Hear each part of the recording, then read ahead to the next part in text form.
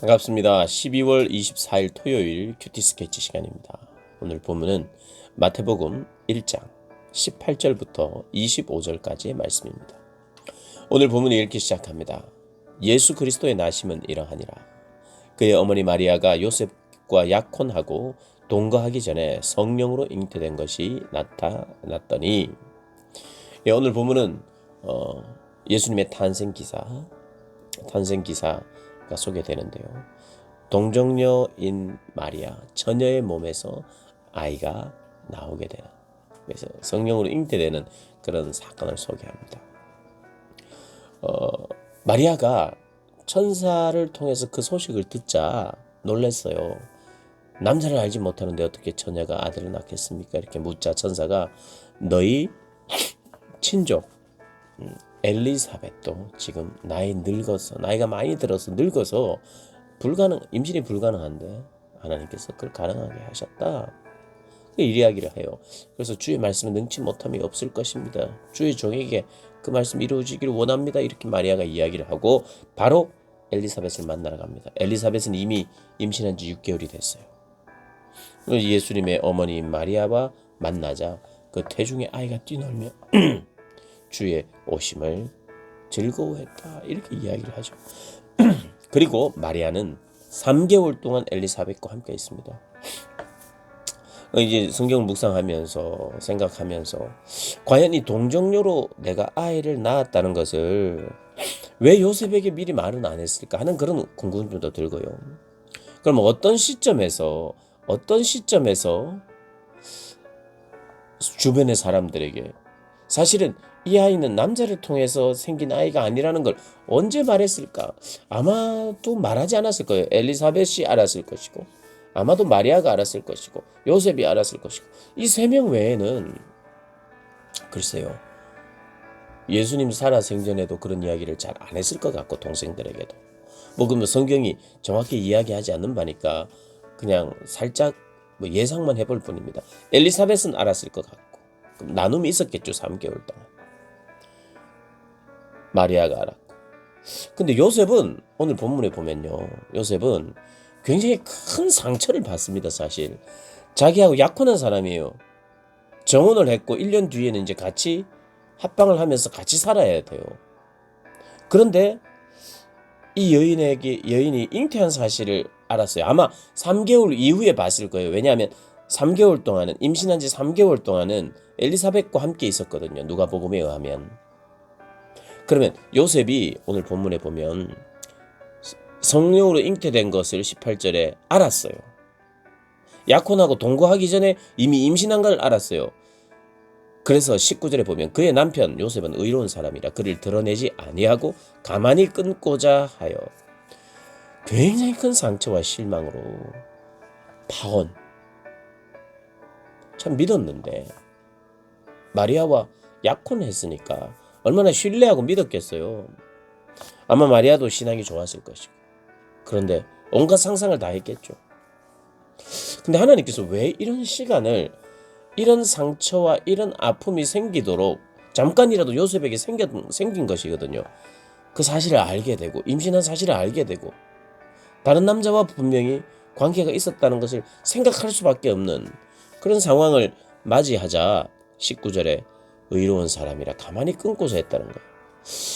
참 하여튼 미스테리입니다. 왜 하나님께서, 이게 좋잖아요. 사실 마리아에게 나타나서 네가 처녀인데 놀라면 안 돼. 임신할 거야. 남자 없이. 그리고 동시에 요셉에게도 네 아내 마리아가 너와 결혼하기도 전에, 너와 동거하기도 전에 임신하는데 걱정하지 마라. 성령으로 말미암은 임신이다. 이렇게 미리 말해줘야 이 요셉이 큰 실망과 아픔 가운데 있지 않을 텐데. 왜 요셉에게 이렇게 이런 아픈 시련을 허락했는지 저도 잘 모르겠습니다. 그러나 우리가 한번 질문할 수 있죠. 질문. 참 하나님이 허락하시는 귀하고 아름답고 영광스러운 일이잖아요. 그리고 여인에게도 너무 은혜로운 일이거든요. 사실 하나님의 아들을 잉태한다는 것이, 그래서 은혜 받은 자라고 이야기해요. 마리아는 너무 큰 은혜를 받았어요. 요셉도 어떻게 보면 은혜를 받은 것인데 그 받은 은혜는 은혜가 있지만 그 참 특권이고 놀라운 것이지만 그럼에도 불구하고 인생을 살아가는 이 가운데서는 큰 실망과 아픔도 있고 상처도 생기고, 그러나 생기는 상처를 아물게 하는 방식. 참 우리는 상처와 아픔을, 실망을 경험하지 않으면서 살 수는 없는 것 같아요. 그것이 하나님이 허락하신 일 속에서도, 그런 하나님이 허락하신 만남 속에서도 척척 미리 다 이야기해주고 이런 오해 때문이고 그렇게 오해하지 마, 그렇게 하면서 다 가르쳐주면 좋을 것 같은데 그렇지 않고 겪어내도록 하는, 다는 모르겠지만 이 요셉도 그런 감정을 하나님이 겪도록 허락하신 것 아니겠어요? 나중에 이제 이야기하는 거죠. 가만히 끊고자 하니까. 그래서 20절을 보면 이 일을 생각할 때 주의 사자가 현몽하여 이르되 다윗의 자손 요셉아, 네 아내 마리아 데려오기를 무서워하지 말라. 그에게 잉태된 자는 성령으로 된 것이라. 그렇게 그 남자에게도 요셉에게도 이야기합니다. 사실 요셉이 없으면 마리아를 보호할 사람이 없어요.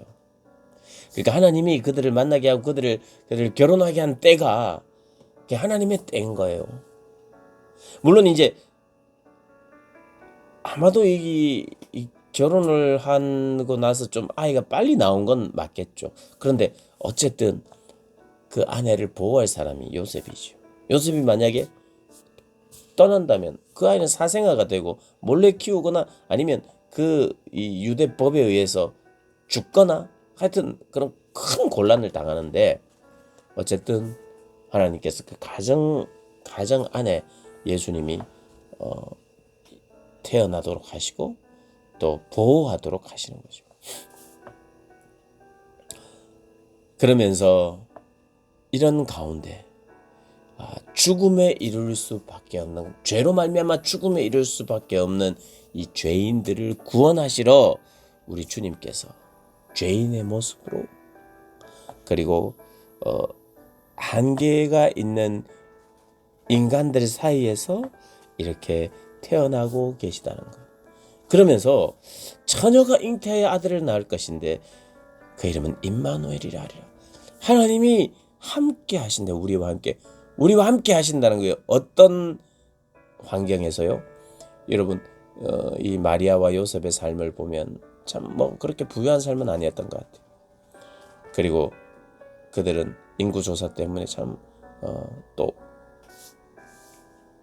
베들레헴으로 갔어야 되고 힘든 어떤 인간의 삶을 살아가는 이런 가운데 예수가 오시는데 그 예수가 하나님의 아들이며 하나님이 우리와 함께 하신다라고 하는 이런 현실 가운데 우리와 하나님이 함께 하신다라고 하는 이 하나님의 말씀이 오늘 드러나고 있어요.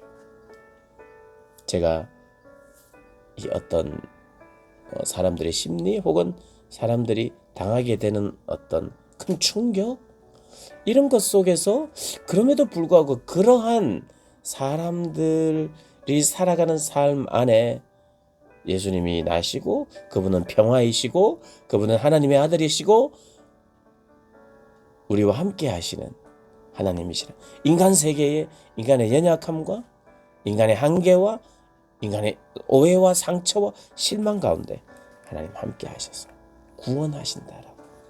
죄된 인간의 모습,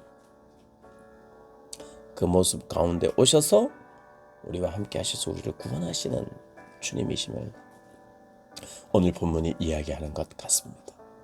여러분, 실망스러운 것 같기도 하고 의로운 고난을 받는 것 같기도 하고 없었으면 좋았을 것 같은 생각들, 마음들, 이런 것을 우리가 이 땅을 살면서는 벌어지는 일 같아요. 하나님이 그것 전부 다 막으시진 않는 것 같아요.